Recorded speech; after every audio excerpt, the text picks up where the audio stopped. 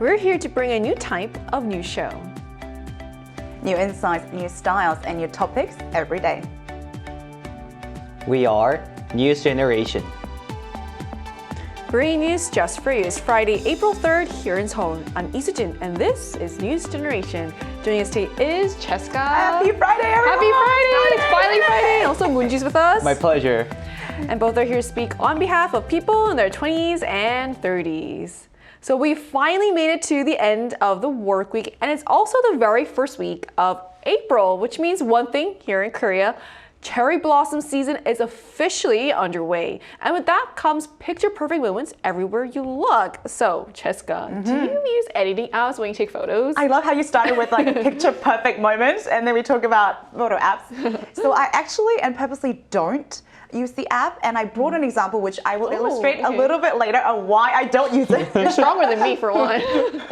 Because almost, I think 10 years ago, I did use it, and then I started to realize that my perception of how I saw myself started to become extremely skewed, and I didn't like that. But for today's episode, I have brought back my 10-year-old photo editing app, and I brought a very heavily edited photo, and as you can see, it's the before and after. And I think once you Wow. By the way, I went all max on the editing. Okay. Yeah. You have to understand that this is not how I see myself. But as you can clearly see, when you see your version of a highly edited, it's kind of hard to see yourself as normal when you look at your original photo. So I try to stay away from the app because I like the way I see. I mean, you look beautiful. I think, you know what? I think the not-edited version of you is better, in my opinion. Thank you. Jessica doesn't need any edits. She does not. She does come not. on, I love the guys. energy here today. So what about you, Moonju? Yeah, I know. I rarely take photos of myself. I don't take selfies, nor do I ask any other people to take myself. Because of that, snapping a photo of myself for this episode felt incredibly awkward. Also, I guess you also have a photo Yeah, ready I do for us. have a Okay, I look photo. forward to Can't get as bad as I do. I'll think about it. You'll see. I don't really like taking photos, so I don't have many photos of myself. So here we go. You have photos of myself here. I think on rare occasions, if I do take a photo, it is usually for a special event or for a long overdue SNS update. Here we go. Here's my photo. I think that's the after version. It looks natural, right? Yeah. Natural, but Right. a lot better, right? That's Yes. how I edit my photos normally. Because if it looks too different from who I am, I think that's Like just mine? not me. No, that's just Cheska. That was just Cheska. Yeah. honestly, you don't look that different either, I have to say. Thank you. You're Thank you. welcome. I mean, that's very relatable. Saving photos for special moments can make you want them to look just right. So it's interesting how editing apps have become almost essential for so many people. And that's why we're going to talk more about this. But first, let's take a look at the screen.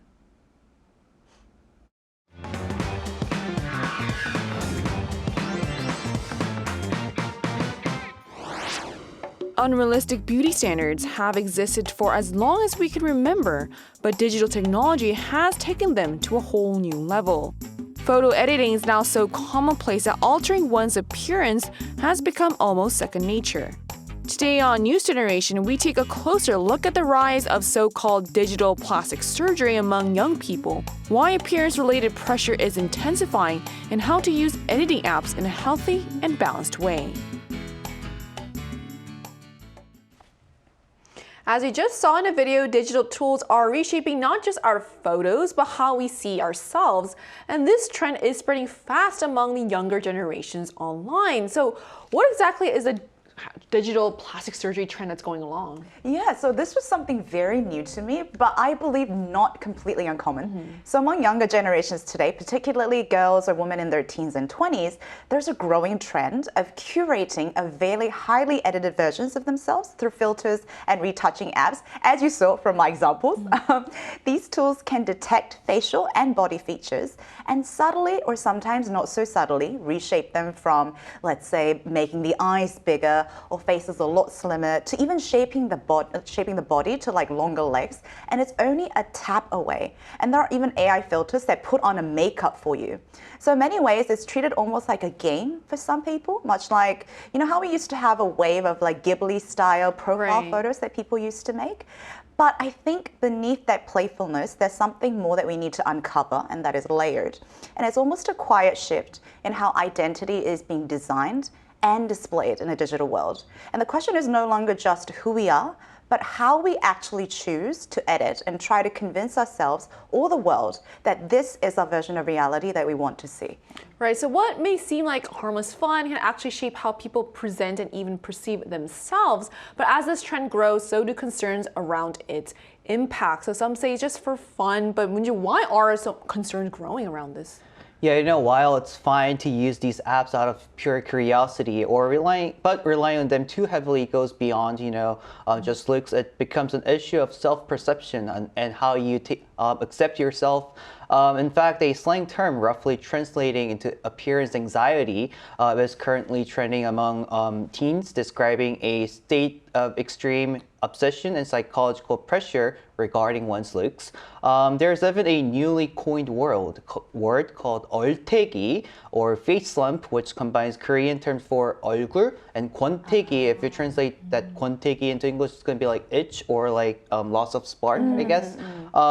This phenomenon is actively fueling excessive beauty standards and lookism. So many people actually report being shocked by their unedited faces on a standard phone camera, feeling a severe disconnect between the filtered version and the reality.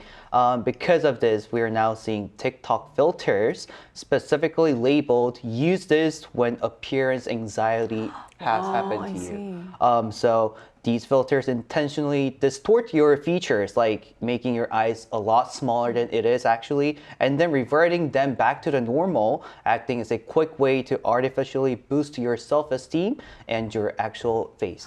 That is very interesting. So you're actually converting the photo to a quote-unquote lesser version of your reality, so that gap actually makes you realize... It kind of boosts your self-esteem. Like, I look pretty good. Uh-huh. And I can imagine, like, once you have there's so many edits that you can do. You mentioned some of the edits that are possible. You can change your body shape. Yes. And then you look at the mirror and you're like, oh my gosh, I really don't look like that. Yes. And then I feel like that will cause more anxiety, which is kind of relatable. And that's quite concerning, especially with terms like appearance anxiety becoming so normalized among teens. And it really shows how blurred the line has become between filtered images and reality. And that's why we also want to hear directly from our viewers. So we ran a poll on the IDI News YouTube channel asking, what are your thoughts about face editing applications? And here's what the results showed. Majority of 55% said there was too much of a gap between edited image and reality, raising concerns about authenticity.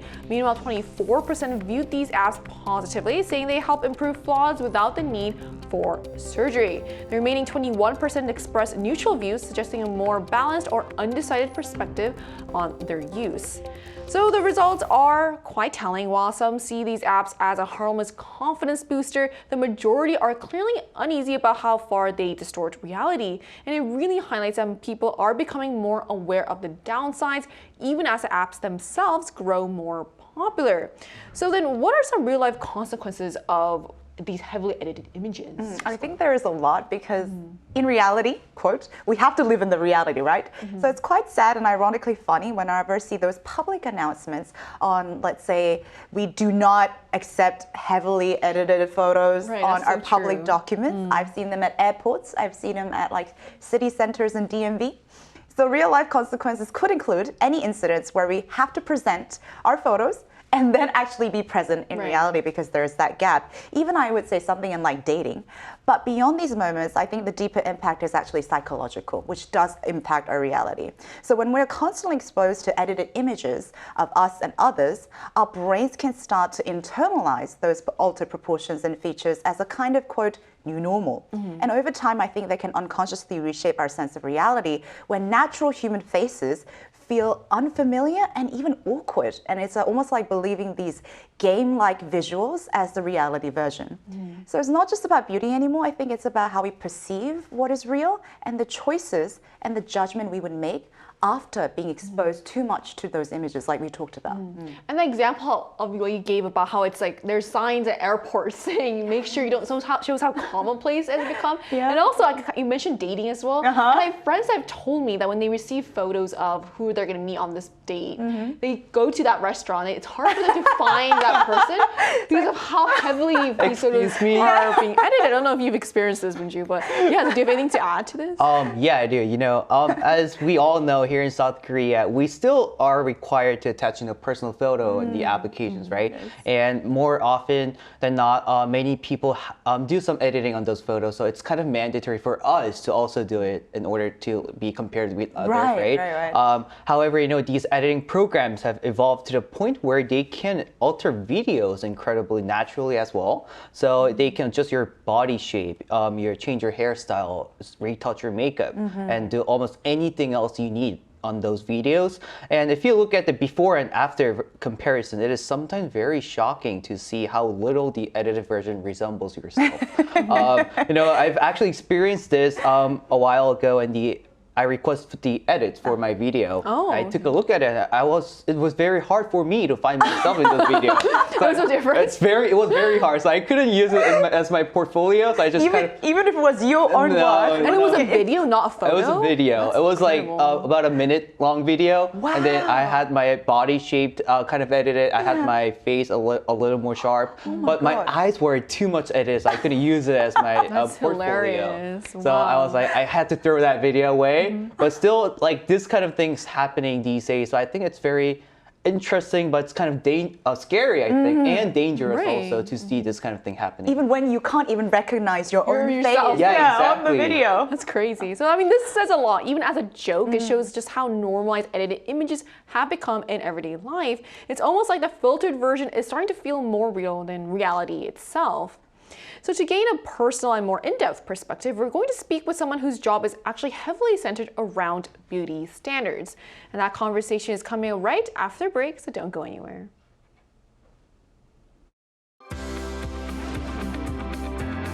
NewsGen wants to hear from you. Go to YouTube and search out Channel Arirang News. Click Posts.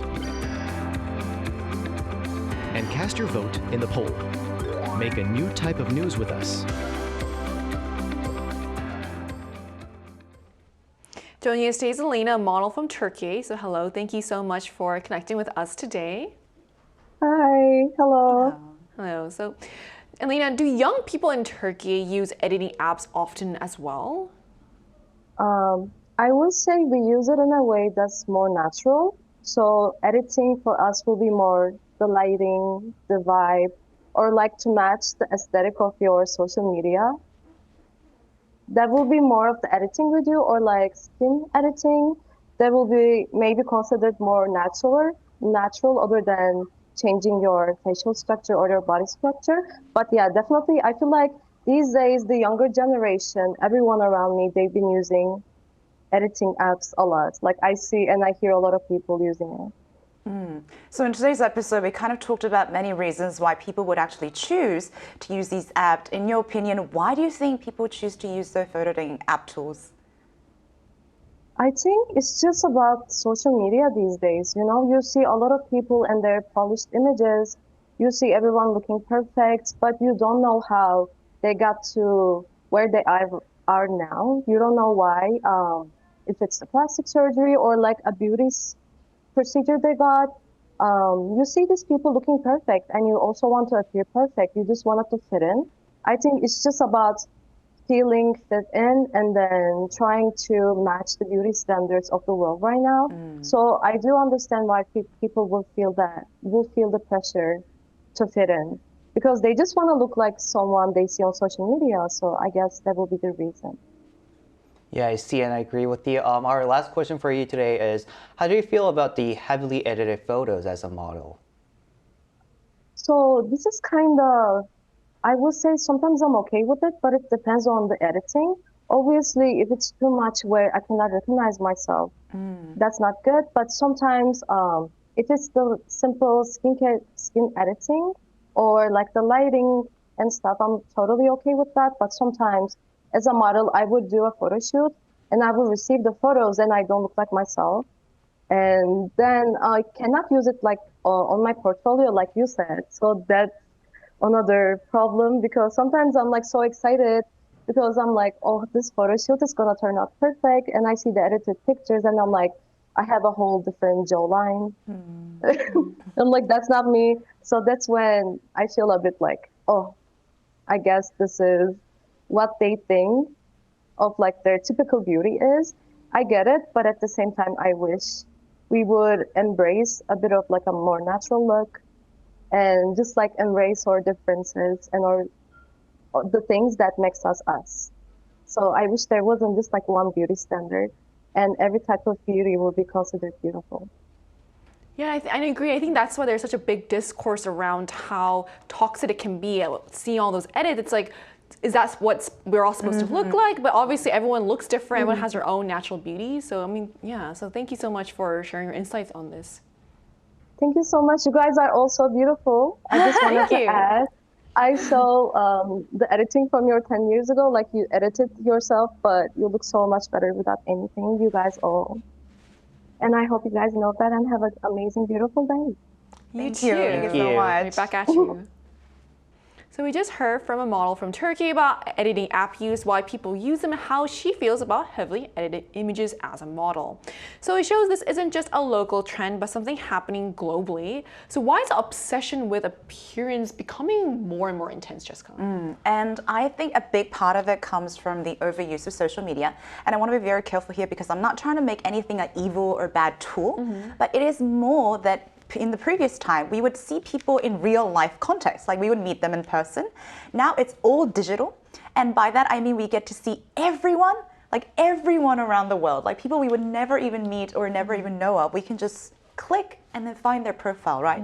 So naturally, this leads to comparison, me versus everyone in the world that we see on social media.